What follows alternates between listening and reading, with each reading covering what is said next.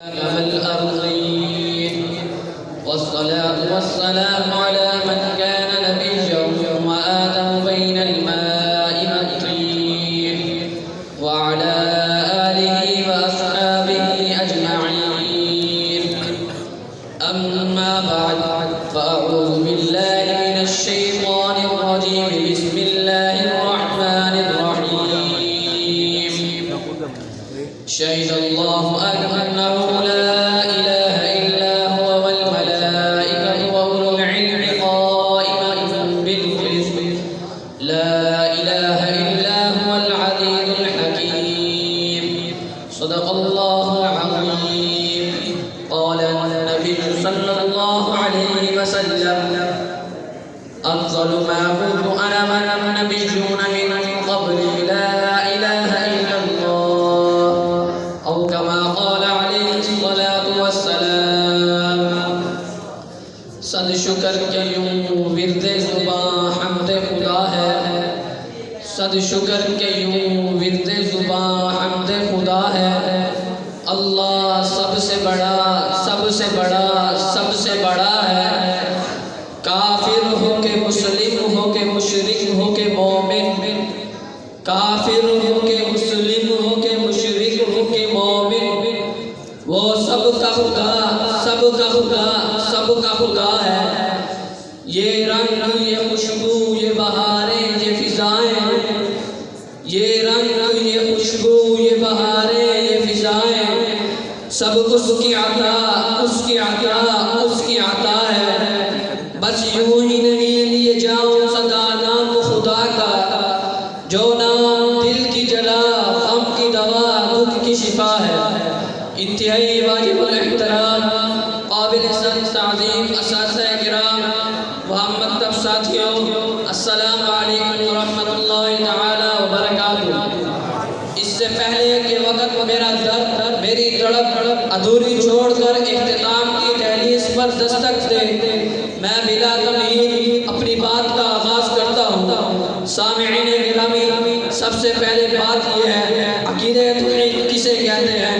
عقیدہ توحید کہتے ہیں اللہ تعالیٰ کو اپنی ذات و صفات میں یکتا اور تنہا ماننا، اور اللہ تعالیٰ کے ساتھ کسی کو شریک نہ ٹھہرانا. اس کو عقیدہ توحید کہتے ہیں. سامعین محترم، مسئلہ توحید چڑھتے سورج سے زیادہ روشن اور واضح ہے، کیونکہ یہ وہ عقیدہ ہے جس کی گواہی اللہ رب العزت نے خود بھی دی اور ملائکہ نے بھی دی اور تمام انسانیت نے دی. بلکہ یہ وہ عقیدہ ہے جس کی گواہی کائنات کا ذرہ ذرہ دیتا ہے. آئیے دیکھتے ہیں خالق اور مخلوق کس انداز میں گواہی دیتے ہیں. خالق کائنات نے اپنی وحدانیت کی گواہی دیتے ہوئے یوں ارشاد فرمایا: شاہد اللہ انہ لا الہ الا ہو، کہ اللہ کے سوا کوئی معبود نہیں، اس کے سوا کوئی خالق نہیں، اس کے سوا کوئی رازق نہیں. وہ اکیلا زمین و آسمان کا مالک ہے. اللہ رب العزت اپنی وحدانیت کی گواہی دے کر یہ بتلانا چاہتے ہیں کہ جس طرح میں عظیم ہوں، اسی طرح میری گواہی بھی عظیم ہے.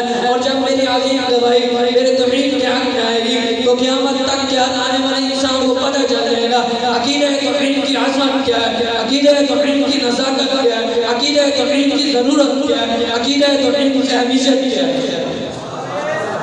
سامعین محترم، عقیدہ توحید کی گواہی فرشتوں اور صاحب علم انسانوں نے بھی دی، جس کی تصدیق قرآن کی الفاظ میں کرتا ہے: والملائکۃ وَأُولُو الْعِلْمِ. صرف یہی نہیں بلکہ ابتدائی انسانیت سے حضرت انسان کو جو کلمہ سکھلایا گیا وہ لا الہ الا اللہ، ہر دور میں انبیاء آتے رہے، توحید کا پرچم بلند کرتے رہے. جیسا کہ اللہ رب العالمین نے فرمایا: الست بربکم قالوا بلی شہدنا، تاکہ ہر انسان کو یاد رہے میں نے عالم ارواح میں بھی اسی اللہ رب العزت کی ربوبیت اور وحدانیت کا اقرار کر کے آیا ہوں، اور یہاں بھی مجھے اسی اقرار پر پابند رہنا ہے، کسی غیر کے در پر نہیں جھکنا.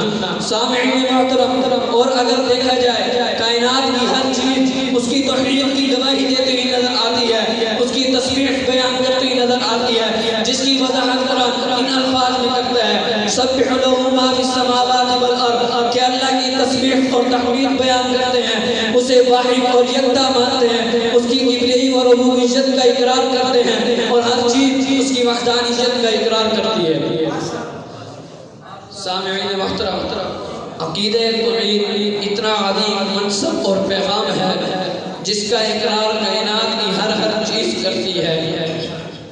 زمین و زمان اس کی وحدانیت کا اقرار کرتے ہیں، کون و مکان اس کی وحدانیت کا اقرار کرتے ہیں، بہار و خزاں اس کی وحدانیت کا اقرار کرتے ہیں، عرش و کرسی اس کی وحدانیت کا اقرار کرتے ہیں، لوح و قلم اس کی وحدانیت کا اقرار کرتے ہیں، خاکی و نوری اس کی وحدانیت کا اقرار کرتے ہیں، ہر خاص و عام اس کی وحدانیت کا اقرار کرتے ہیں، شجر و حجر اس کی وحدانیت کا اقرار کرتے ہیں، شمس و قمر اس کی وحدانیت کا اقرار کرتے ہیں، آسمان کی بلندی اس کی وحدانیت کا اقرار کرتی ہے، ستاروں کی چمک اس کی وحدانیت کا اقرار کرتی ہے، پہاڑوں کی بلندی اس کی وحدانیت کا اقرار کرتی ہے، چٹانوں کی مضبوطیاں اس کی وحدانیت کا اقرار کرتی ہے، دریاؤں کی روانیاں اس کی وحدانیت کا اقرار کرتی ہے، حتیٰ کہ ہر چیز اس کی وحدانیت کا اقرار کرتی ہے۔